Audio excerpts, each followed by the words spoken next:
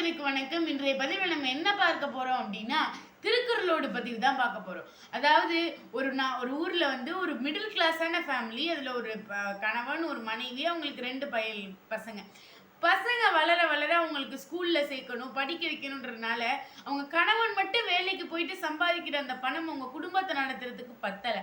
அதனால அந்த மனைவி நானும் வேலைக்கு போறேன் அப்படின்னு சொல்லி வேலை தேட ஆரம்பிக்கிறாங்க. ஒரு வீட்டுல வேலை கிடைக்குது. அந்த அம்மா சீக்கிரம் பாத்திரம் கழுவுறது, துணி துவைக்கிறது, சமைக்கிறது எல்லா வேலையும் சீக்கிரம் பண்றதுனால எல்லாரும் எங்க வீட்டுக்கு வாங்க, எங்க வீட்டுக்கு வாங்க, எங்க வீட்டுக்கு வாங்கன்னு கூப்பிட்டு 3 வீட்டுல அந்த அம்மா வேலை பார்க்க ஆரம்பிக்கிறாங்க. 3 வீட்லயும் சம்பளம் வருது. ஆனாலும் அது அவங்க குடும்பத்தை நடத்துறதுக்கு பத்தல. அதனால என்ன பண்றாங்க, கொஞ்சம் கொஞ்சமா சாப்பாடுக்காண்டி திருட ஆரம்பிக்கிறாங்க. ஒவ்வொரு வீட்லயும் மளிகை சாமான்களை திருட ஆரம்பிக்கிறாங்க. திருட ஆரம்பிக்க இவங்களும் வீட்டுல போய் வச்சிருக்காங்க. அவங்களுடைய வீட்டோட நிலைமை கொஞ்சம் ஓகேவா இருக்கு. அவங்க திருட ஆரம்பிச்சதுல இருந்து இப்ப திருடும் போது கொஞ்சம் அது கொஞ்சம் சுகமா தானே இருக்கும். அப்ப அது மாதிரி இருக்கும்போது அந்த அம்மா திருடிட்டே இருக்கும்போது ஒரு நாள் நல்லா வசமா மாட்டிடுறாங்க. பல நாள் திருடன் ஒரு நாள் மாற்றுவான்ற கதையா. அப்ப அந்த அம்மா வசமா மாட்டினதுக்கு அப்புறமா எல்லாரும் சேர்ந்து இந்த சாமான் திருடுற வேலைக்காரியெல்லாம் எங்களுக்கு வேணாம் அப்படின்னு சொல்லி 3 வீட்டுல இருந்தும் அவங்கள வேலையை விட்டு தூக்கிடுறாங்க.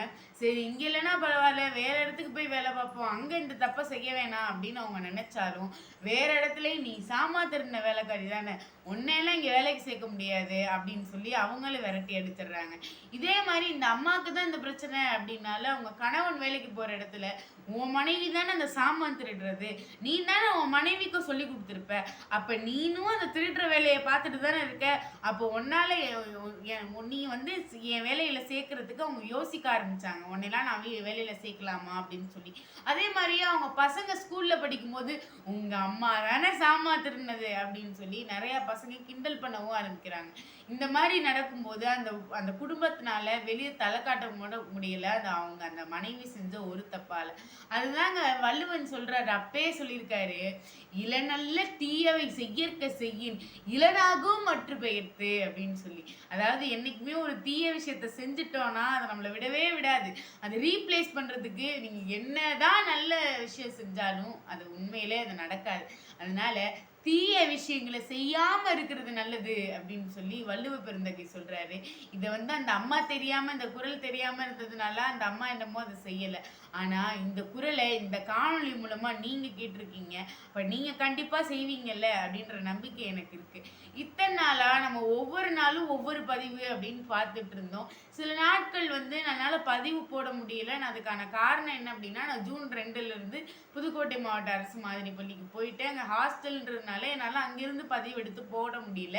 அதனால வந்து என்னுடைய பதிவை பார்க்குறவங்களுடைய நலன் கருதி நான் வந்து ஜூலை மாசத்துல இருந்து வாரம் 2 பதிவு வந்து உங்களுக்காண்டி நான் போடுறேன். அதை வந்து பார்த்து எப்பயும் போல உங்க ஆதரவையும் அன்பை எனக்கு தாருங்கள் என்று கூறி உங்களிடமிருந்து விடைபெறுவது நான் உங்கள் தீஷா தேவராஜ். புதுக்கோட்டை மாவட்ட அரசு மாதிரி பள்ளியில் நான் 9ஆம் வகுப்பு பயின்று வருகிறேன். நன்றி, வணக்கம்.